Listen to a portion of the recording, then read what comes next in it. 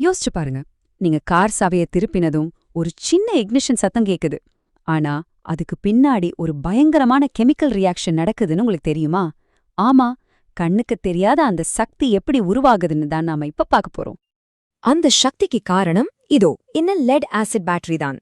பார்க்க ரொம்ப சிம்பிளா இருந்தாலும் கிட்டத்தட்ட 150 வருஷமா நம்ம உலகத்தையே இயங்கிட்டு இருக்கு. இதுக்குள்ள ஒரு பெரிய ரசாயன உலகமே இருக்கு. வாங்க அந்த உலகத்துக்குள்ள போய் என்ன நடக்குதுன்னு பார்க்கலாம். சரி, இந்த பேட்டரிக்குள்ள இருக்கிற மேஜிக்க முழுசா புரிஞ்சுக்க நாம ஒரு 5 விஷயத்த பார்க்க போறோம். முதல்ல இதுக்கு என்னென்ன பொருட்கள் தேவைப்படுதுன்னு பாப்போம். அப்புறம் அது எப்படி பவர் கொடுக்குது, அதாவது டிஸ்சார்ஜ் ஆகுதுன்னு பாப்போம். அதுக்கப்புறம் எப்படி திரும்ப பவரை ஏத்துக்குது, அதாவது சார்ஜ் ஆகுதுன்னு பாப்போம். அதோட நல்லது கேட்டது என்னன்னு பார்த்துட்டு கடைசியா இன்னைக்கு உலகத்துல இது எங்கெல்லாம் பயன்படுதுன்னு பார்க்க போறோம். வாங்க ஆரம்பிக்கலாம்.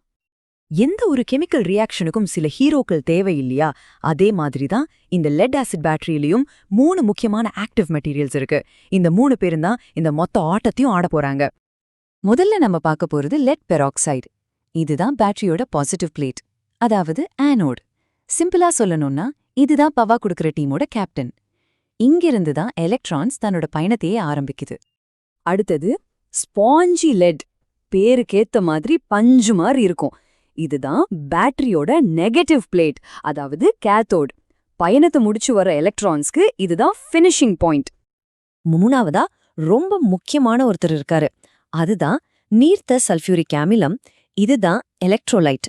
இத ஒரு விளையாட்டு மைதானம் மாதிரி நினைச்சுக்கோங்க.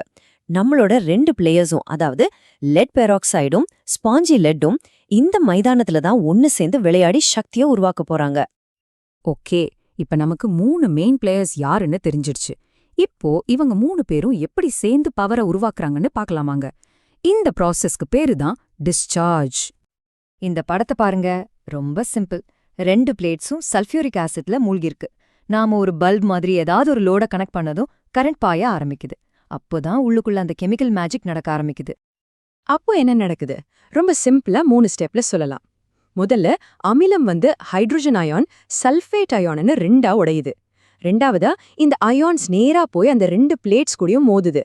மூணாவதா இந்த மோதலோட விளைவா 2 பிளேட்ஸ் மேலயும் லெட் சல்ஃபேட் அப்படிங்கிற ஒரு கோட்டிங் உருவாகுது. அதே நேரத்துல அமிலத்துல தண்ணி கலக்குது. இதுல முக்கியமா கவனிக்க வேண்டியது, அமிலம் தன்னையே மாத்திக்கிட்டு இந்த வேலையை செய்யுது. இன்னும் கொஞ்சம் டீப்பா பாப்போமா? பாசிட்டிவ் பிளேட்ல, அதாவது ஆனோட்ல லெட் பெராக்சைடு, ஹைட்ரோஜன், சல்ஃபியூரிக் அமிலம் எல்லாம் சேர்ந்து லெட் சல்ஃபேட்டாவும் தண்ணியாவும் மாறுது. பாத்தீங்களா? பவர் கொடுக்கும்போது அந்த பிளேட்டோட கெமிக்கல் தன்மையே மாறிடுது. சரி, அப்ப நெகட்டிவ் பிளேட்ல என்ன நடக்குது? அங்கேயும் அதே கதை தான். ஸ்பாஞ்சி லெட் சல்ஃபேட் அயான் கூட சேர்ந்து லெட் சல்ஃபேட்டா மாறிடுது. இப்போ ஒரு முக்கியமான விஷயத்தை கவனிச்சிங்களா? டிஸ்சார்ஜ் ஆகி முடிச்சதும் 2 பிளேட்டுமே ஒரே பொருளா, அதாவது லெட் சல்ஃபேட்டா மாறிடுச்சு. இதுதான் பேட்டரி டெட் ஆயிடுச்சுன்னு சொல்றதுக்கு பின்னாடி இருக்கிற சயின்ஸ். ஓகே, பவர் எப்படி வெளியே போகுதுன்னு பார்த்துட்டோம். ஆனா இந்த பேட்டரியோட ஸ்பெஷாலிட்டியே அதை திரும்பவும் சார்ஜ் பண்ண முடியறது தான். இப்போ அந்த ரிவர்ஸ் கியர் எப்படி வேலை செய்யுதுன்னு பார்க்கலாமாங்க? இங்க பாருங்க, இப்போ நாம வெளியில இருந்து ஒரு சார்ஜர் மூலமா கரண்ட் கொடுக்கறோம். இப்படி கொடுக்கும்போது முன்னாடி நடந்த எல்லா ரியாக்ஷனும் அப்படியே உல்டாவா நடக்க ஆரம்பிக்குது. அந்த லெட் சல்ஃபேட் கோட்டிங் மெல்ல மெல்ல கரைய ஆரம்பிச்சு பிளேட்ஸ் எல்லாம் அதோட பழைய நிலைமைக்கு திரும்ப போகுது. இதையும் 3 சிம்பிள் ஸ்டெப்ஸ்ல சொல்லிடலாம். 1, நாம வெளியில இருந்து கரண்ட் சப்ளை பண்றோம்.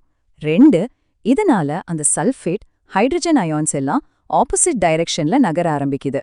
3, இப்படி நகர்றதுனால பிளேட்ஸ்ல இருக்கிற லெட் சல்ஃபேட்டை திரும்பவும் அதோட ஒரிஜினல் பொருட்களா, அதாவது லெட் பெராக்சைடு, ஸ்பாஞ்சி லெட்டா மாத்திடுது. பாசிட்டிவ் பிளேட்ல என்ன நடக்குதுன்னு பாருங்க. அந்த லெட் சல்ஃபேட் தண்ணி, சல்ஃபேட் அயான் கூட எல்லாம் சேர்ந்து திரும்பவும் லெட் பெராக்சைடாவும் சல்ஃபியூரிக் ஆசிடாவும் மாறுது. இந்த ஒரு ரியாக்ஷன் தான் இந்த பேட்டரியை ரீசார்ஜபிள் ஆக்குது. சூப்பர்ல? அதே மாதிரி நெகட்டிவ் பிளேட்ல இருந்த லெட் சல்ஃபேட்டும் திரும்பவும் சுத்தமான ஸ்பாஞ்சி லெட்டா மாறிடுது. அவ்வளவுதான், இப்போ இந்த சைக்கிள் முடிஞ்சிருச்சு. பேட்டரி ஃபுல்லா சார்ஜ் ஆகி மறுபடியும் பவர் கொடுக்க ரெடி ஆயிடுச்சு. இந்த கெமிக்கல் சைக்கிள் கேட்கவே ரொம்ப இன்ட்ரெஸ்டிங்கா இருக்கு இல்லையா?